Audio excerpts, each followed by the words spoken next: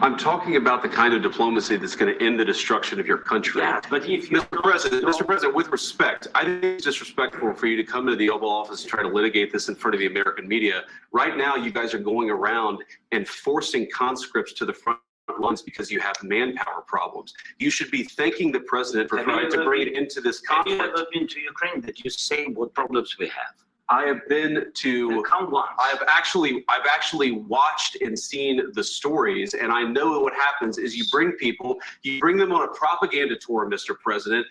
Do you disagree that you've had problems bringing people into your military? And do you think that it's respectful to come to the Oval Office of the United States of America and attack the administration that is trying to prevent the destruction of your country?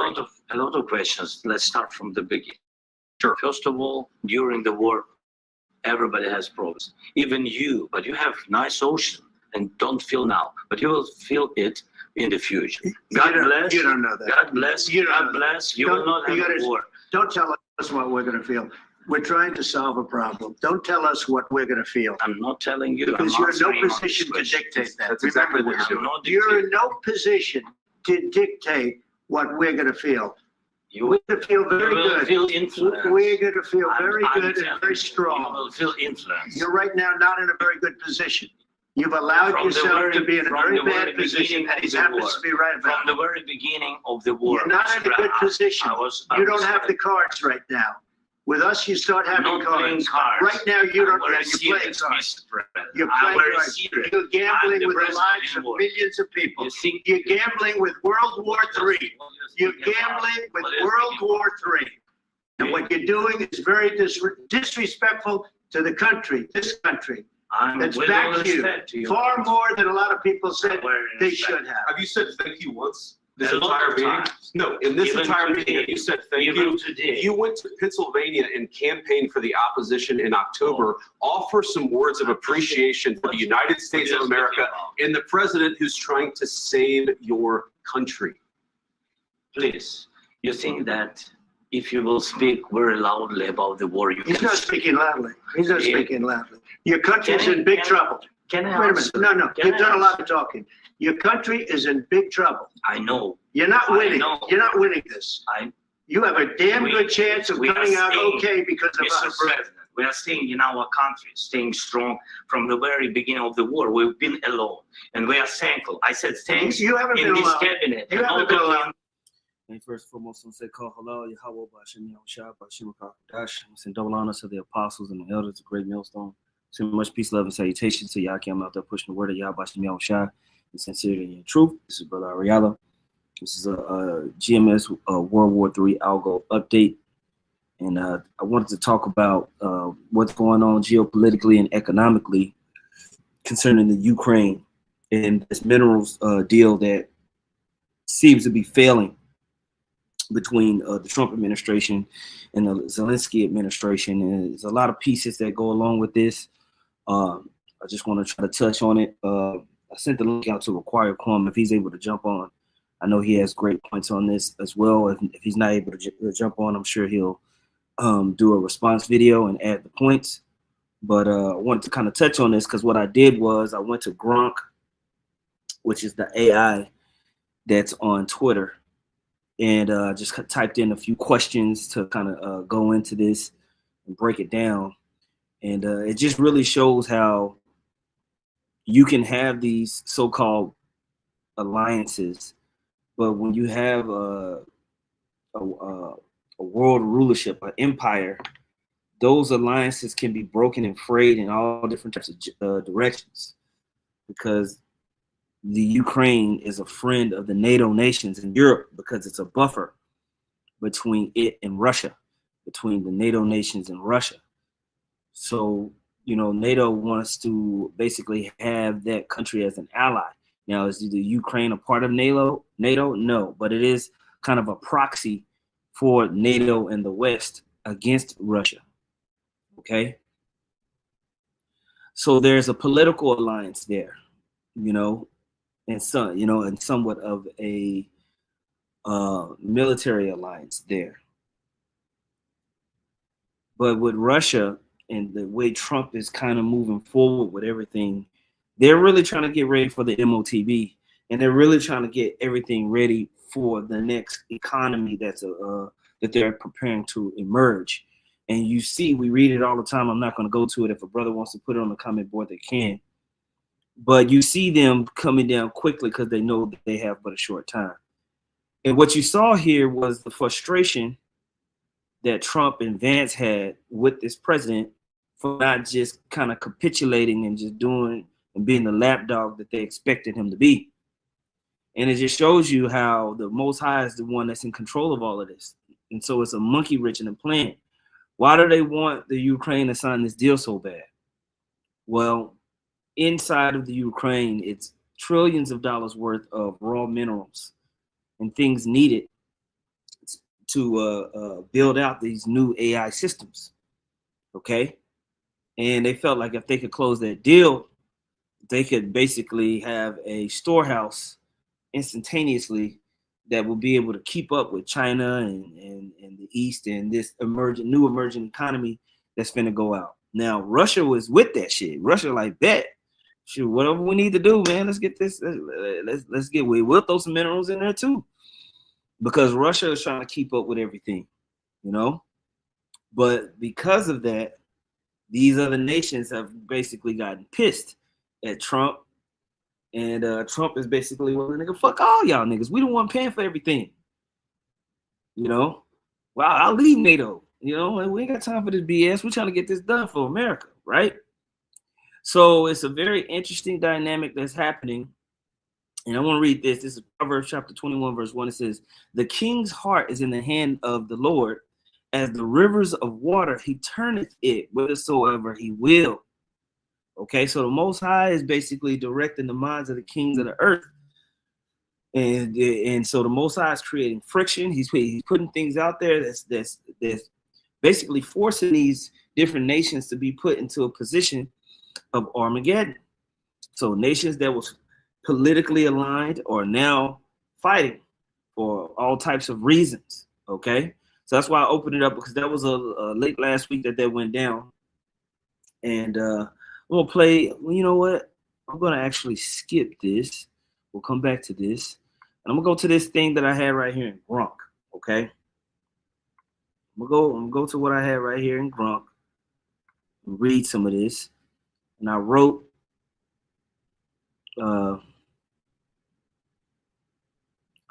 please explain the Ukrainian mineral deal and what it means for the United States. It says this: the Ukrainian mineral deal refers to a recently negotiated framework agreement between the United States and Ukraine, finalized in late February 2025, aimed at granting the U.S.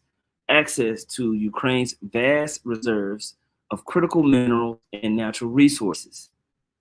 This deal has been a focal point of diplomatic efforts amid the ongoing Russia-Ukraine war and reflects a strategic shift in the U.S.-Ukraine relations under the Trump administration.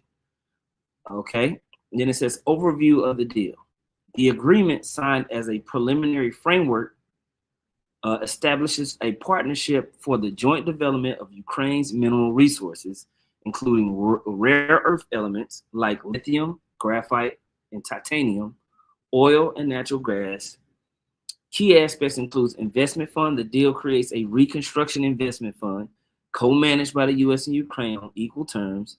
Ukraine will contribute 50% of the profits from state-owned mineral resources to this fund, which will reinvest in Ukrainian projects to promote reconstruction, safety, and economic prosperity. Shift from initial demands. Early U.S. proposals presented a mid-February 2025 demanded $500 billion in mineral revenues as repayment for the past military aid, a figure Ukraine contested as exceeding actual aid received. These demands were dropped in the final framework, which focuses on co-partnerships and future investment rather than retroactive compensation. So Trump is like, nigga, run me my bread. All right, we sent y'all this bread, run it back with y'all got all the minerals over there. Run me my bread, and hurry up, and don't talk back. It says no explicit security guarantees. Despite Ukraine's push for firm U.S. security commitments against Russian aggression, the final deal lacks specific guarantees, which includes vague language about U.S. support and for free, sovereign, and secure Ukraine. Now, because this deal was made so quickly, Trump and them said we can talk about that after we get this done. But the Ukrainian president was like, nah, bro, Russia be tripping. We need some guarantees that y'all gonna help us out in the future if something goes down. So he was giving a lot of pushback in front of the cameras. Trump and Vance didn't want to do all that on the camera. They wanted to be kind of just like a happy thing. Let's shake hands, take some pictures, get up out of here. But he started to press what he wanted in front of everybody on the camera. And that's when JD Vance got mad and started popping back at the dude. Okay? So when y'all see that in exchange, that's kind of like what was going on in the background, because the whole thing here was supposed to be real short, quick. Hey, you know, we're just doing it for the camera. But in the middle of basically a live stream, Zelensky arguing back, talking back, trying to make his points. And y'all know Trump ain't having that, man. Y'all know he too stout to have all that, okay? It says geopolitical context. The deal emerged as the Trump administration sought a rapid resolution to the Ukrainian-Russian war, with President Trump emphasizing a transactional approach, tying U.S. support to economic benefits. Ukraine sees it as a way to maintain U.S. engagement, especially after initial tensions with the Trump administration. Ukraine's mineral wealth. I want to hit this. It says Ukraine holds significant deposits of critical minerals vital to modern technology and defense. Y'all see that? So this is why a big reason why they're trying to grab Ukraine. It's a cash grab to get ready for the path to the MOTB. Lithium, essential for batteries and electric vehicles and electronics, with deposits rivaling Europe's largest reserves. Titanium. Ukraine accounts for 7% of the global production used in aerospace and military applications. Graphite, a key component in batteries with 19 million tons of proven reserves, placing Ukraine among the top 5 suppliers globally. Rare earth minerals used in high-tech devices, though some claims about their scale are disputed. Other resources include oil, gas, and minerals like manganese and uranium, though some deposits are in Russian-occupied territories. And so in those Russian-occupied territories, Russia was going to sign on to say, if we maintain these territories, then we'll break y'all off a piece of these minerals and stuff that we have in these territories as well, and to build things back up as well. All right, so Trump is willing and dealing on this, right? Roughly 5% of the world's critical raw materials are estimated to be in Ukraine, a remarkable concentration given its size. All right. Implications for the U.S., reducing dependence on China. All right. And we all know China dominates the global supply chain for critical minerals, producing over 90% of processed rare earths and a significant share of lithium. The U.S. sees the Ukraine's resources as a counterweight, right? It says economic benefits. The deal positions U.S. companies to invest in Ukraine's mineral sector, potentially generating revenue through the investment fund. Trump has framed it as a way for U.S. taxpayers to get their money back, right? Long term, it could bolster U.S. access to minerals critical for manufacturing electric vehicles, renewable energy tech, and military hardware, right? Geopolitical leverage.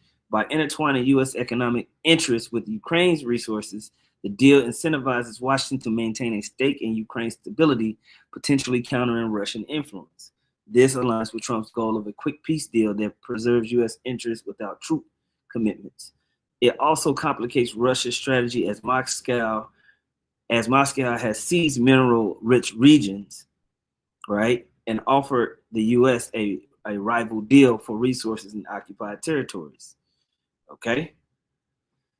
So it says the challenges that the U.S. have is infrastructure and security, because all the places are all blowing to shit, so they need to fix it. Timeline.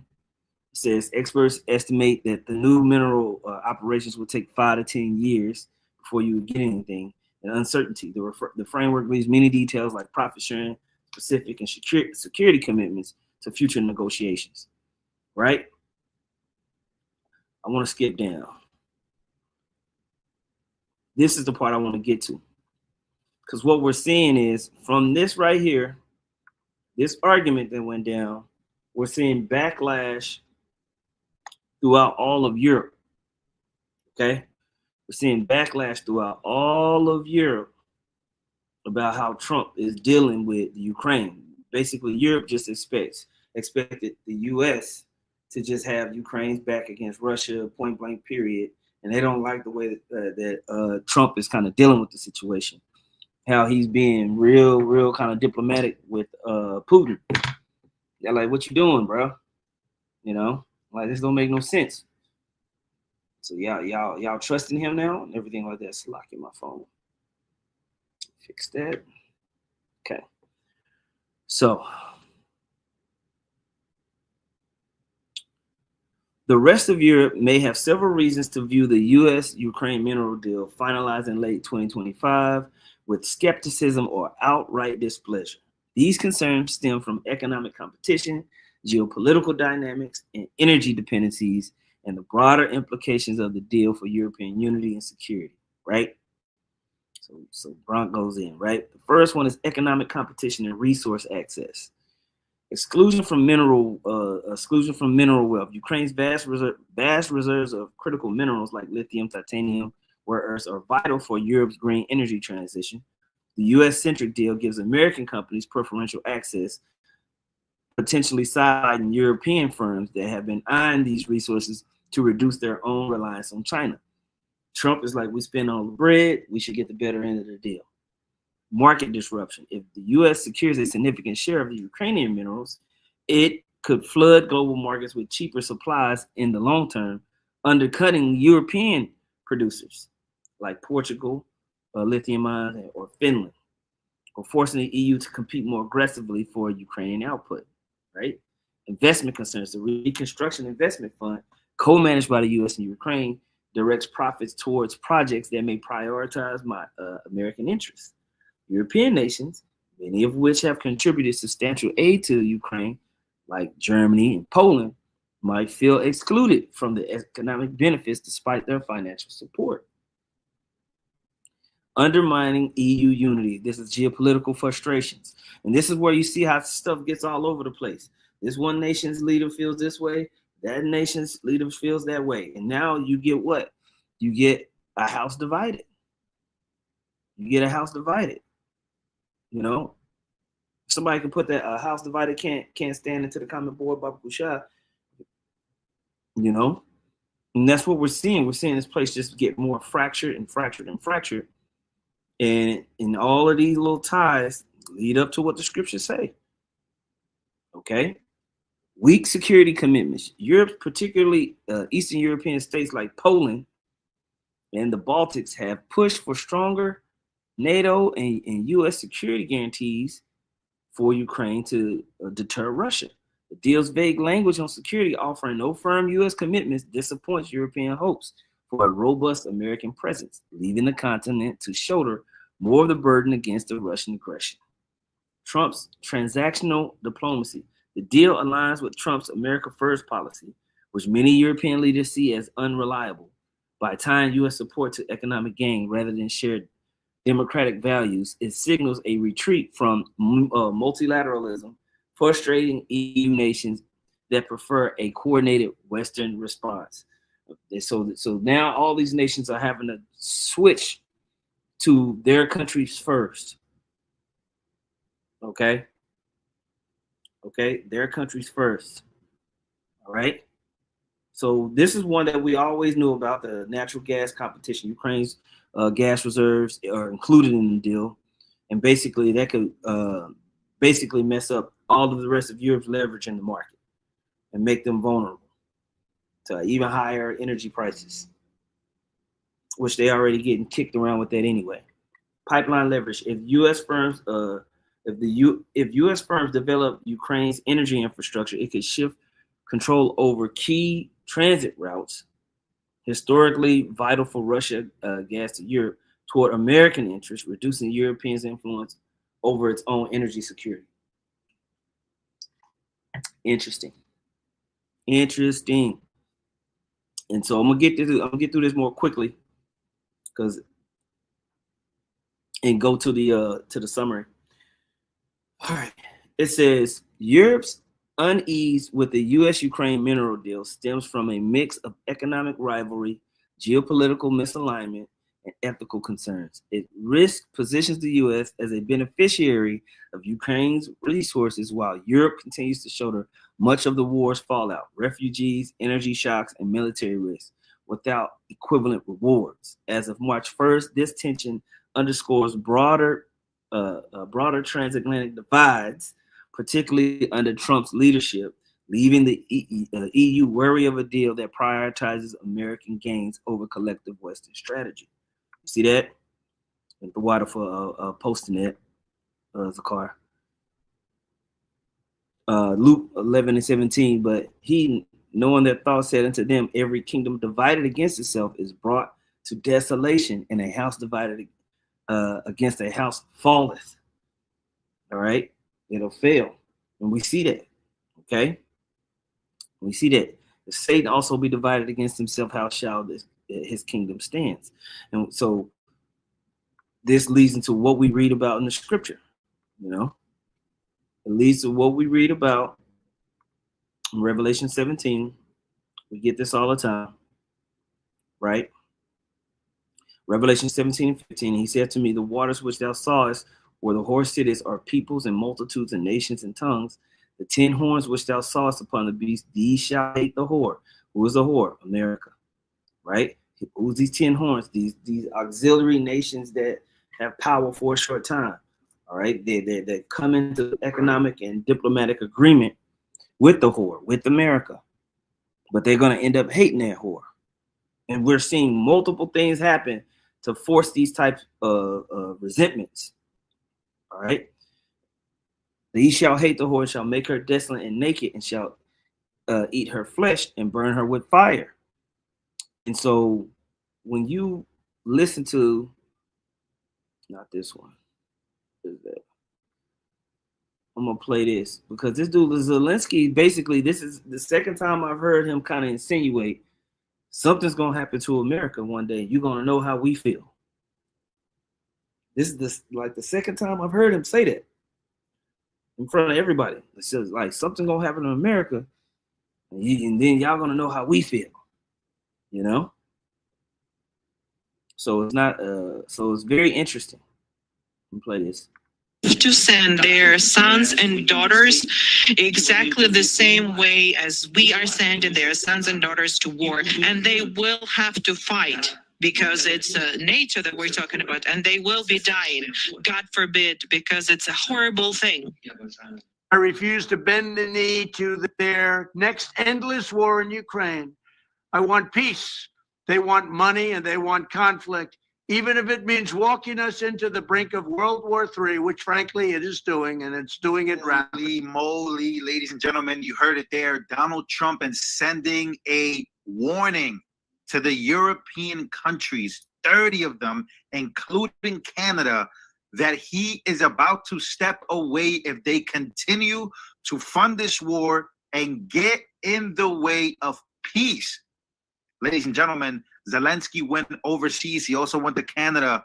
And if you don't believe me, I'm going to show you videos of the European countries and also Canada backing up and basically saying some crazy things about the United States of America and how they are willing to put boots on the ground. So let me ask you guys this, because Donald Trump doesn't want to put boots on the ground. Do you support the United States of America getting out of NATO?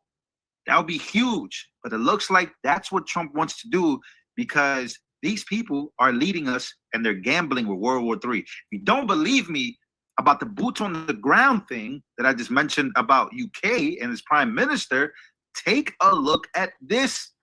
Ladies and gentlemen, this is the prime minister proposes a new plan for Ukraine, wants Europe to up their economy spending, and says the UK are prepared to back this with boots on the ground and planes in the air. What is happening? And maybe this is one of the reasons why Trump is very strong on leaving NATO. Take a look. First, we will keep the military aid flowing and keep increasing the economic pressure on Russia to strengthen Ukraine now.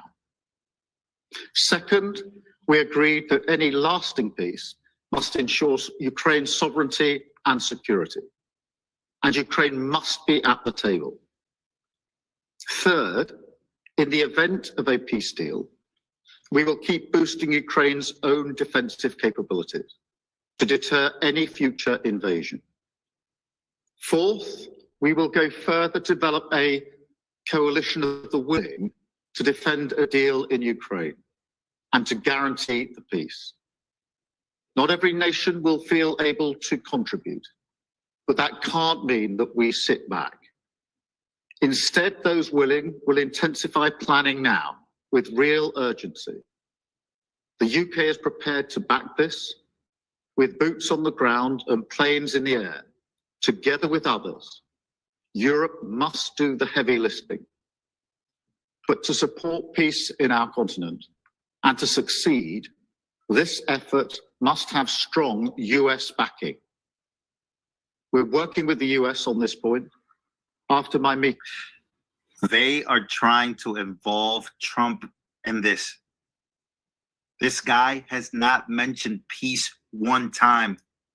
He's mentioned a continuation of war. And now he wants to put boots on the ground and planes in the air. This is the most dangerous talk in the world. This is why Trump is revolting against all of this. meeting with President Trump last week. And let me be clear, we agree with the president on the urgent need for a durable peace. Now we need to deliver together. Finally, we agreed that leaders will meet again very soon to keep the pace behind these actions and to keep working towards this shared plan. We are at a crossroads in history today. This is not a moment for more talk. It's time to act, time to... So they're talking about going into Ukraine with their own military troops to deter Russia and force a peace deal out of Russia, as if they got any capabilities to deter Russia, which they don't without the US. And Trump knows this. So that's why Trump is like, hey, what y'all talking about? What are y'all talking about, man? Run me my bread. Then I'll talk. Then we can talk about all that gun talk. But until y'all run me some bread, I ain't hearing none of that. And so it's fermenting more and more anger with these other nations, man. So however this battle of Armageddon goes down, whoever shoots the first side, because they really want to take Zelensky out. You know, the Trump administration wants him out. So you might see Zelensky get, you know, they say somebody take him out or whatever. I don't know. But you can tell the Trump administration is not feeling Zelensky at all, and they want him up out of there. They've been wanting him up out of there. You know, they're calling for new elections in Ukraine. So a shakeup like that, you know, we know how World War I and World War II started. Those little things that seem small can lead to a major shakeup. Okay, I want to read this in Daniel chapter 2, verse 40. It says, "And the fourth kingdom shall be strong as iron, for as much as iron breaketh in pieces and subdueth all things, and as iron that breaketh all these, shall it break in pieces and bruise." So that's that Roman Empire, and you know this is the new Rome. Okay, they came out of it, but the United States military might, but at the time the Roman military might was unparalleled. Okay. They just came to take what they want. Verse 41 says this, though. "And as whereas thou sawest the feet and toes, part of potter's clay and part of iron, the kingdom shall be divided. But there shall be in it of the strength of the iron, for as much as thou sawest the iron mixed with miry clay." All right. So it's going to be, the kingdom going to be divided. It's going to have a strong military, but geopolitically and economically, it's weak. It says, and as the toes of the feet were part iron and part of clay, right? See, that's some toes, right? So the kingdom shall be partly strong and partly broken. And whereas thou sawest iron mixed with miry clay, they shall not mingle themselves with the seed of men, but they shall not cleave one to another, even as iron is not mixed with miry clay. All right, so we see these fractures in this empire, in this modern empire, this modern Roman Empire, America, and the whole beast system is fractured. It's fractured politically, economically, but it still has that military might, with certain nations having nukes and certain, military capabilities that the rest of the world simply don't have. And Trump knows that, I'm gonna play this.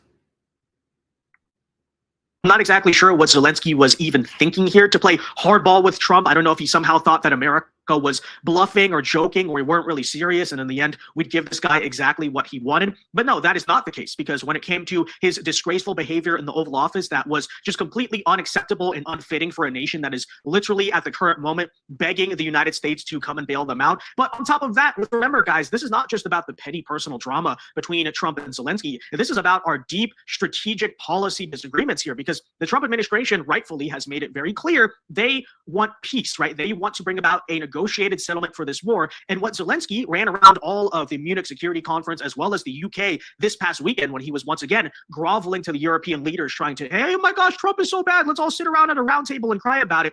Zelensky does not want an end to this war. He somehow, some way, I don't know how he's going to do it without American support, but he wants to keep fighting. He continues to go and demand things that are completely unrealistic, because despite the fact that, as Trump says, he does not have the cards, Ukraine is not exactly in the position of strength here. You still have Zelensky running around demanding that Ukraine be a part of NATO, which the Trump administration has already said that's not going to happen. He's still saying he wants to return to pre-2014 borders, and basically is just completely dismissive of everything that the Trump administration is doing. And so what Trump has said as of today is, okay, you first of all acted like a fool, so that didn't help your case. But on top of that, even on the policy grounds, on the objectives here, we don't agree. And therefore, the news as of today is Zelensky is effed around and found out, because apparently the Trump administration has halted. They have canceled military aid to Ukraine. And apparently it might get even worse for poor Mr. Zelensky over here. He acts like such a victim, despite the fact that he went and provoked the United States. And then, it's like, oh my gosh, why are they so pissed off at me? So we're going to tell you all about that.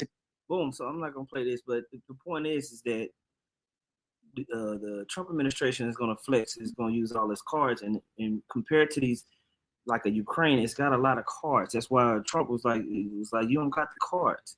So you can tell Trump and them, they're trying to get ready for the MOTB.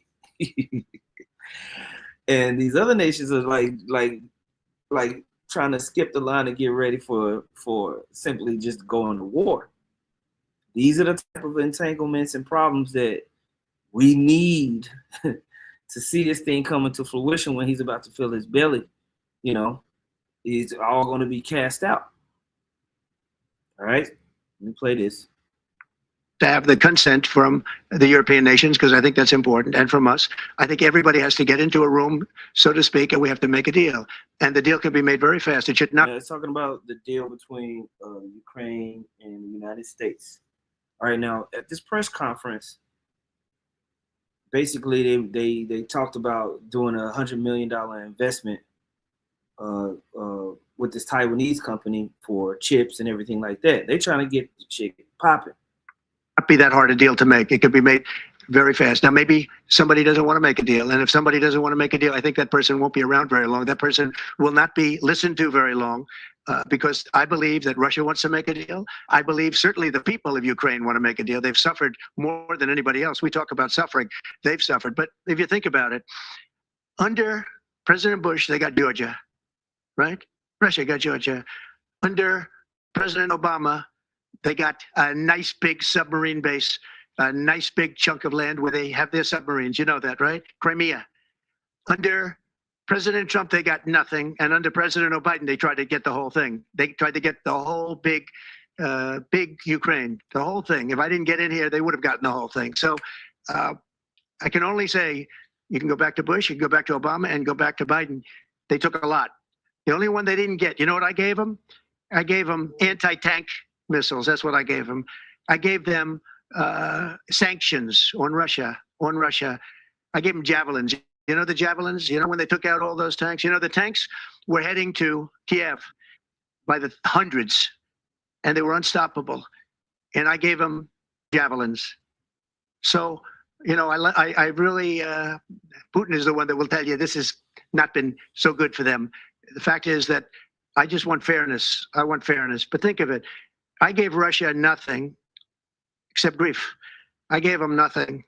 I gave them sanctions and javelins. That's what I gave them. Obama gave them sheets, and you heard that statement before. It's a very famous. Trump gave them javelins, and Obama gave them sheets, and then they say how close I am to Russia. And let me tell you, we have to make a deal because there are a lot of people being killed that shouldn't be killed. But remember, Trump gave them nothing, and the other presidents gave them a lot. They gave them everything. Boom. I want to see what I had before this. See. Let's see. Where they at? Oh, okay, that's why I don't want to listen to that. Okay, no, that's too much. We're good on that. We don't need that. You know, I'll be pulling up so many clips, I'll be able to remember which ones I had. But I want to read this and then close out here in a sec.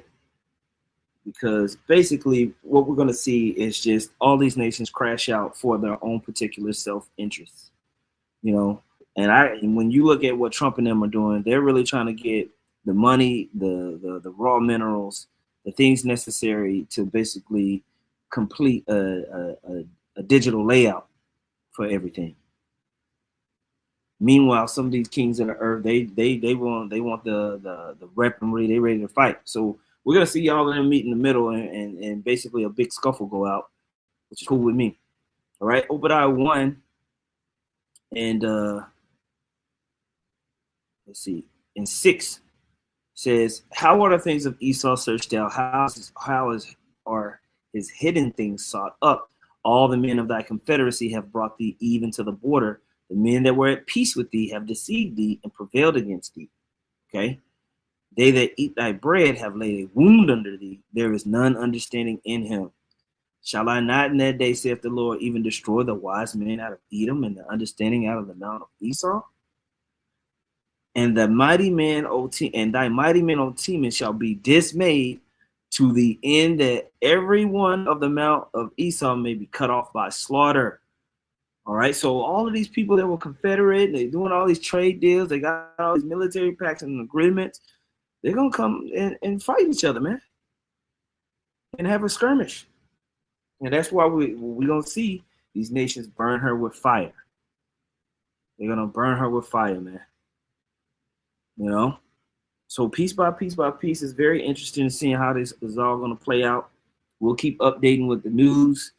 You know, there was a couple of more things I want to go into, but I'm going to let Required Quam do it because he's the one that gave me the information. So I'll let him pull that up because he breaks it down a little bit better than me anyway. So with that being said, I'm going to say, call hello, Yahweh, Ba'ashem, Yahushua, Ba'ashem, Rakah, Kodash. Double honors to the apostles and the elders of Great Millstone. Much peace, love, and salutations to Yakim out there pushing the word of Yahweh, Ba'ashem, Yahushua, sincerely and true. Shalom.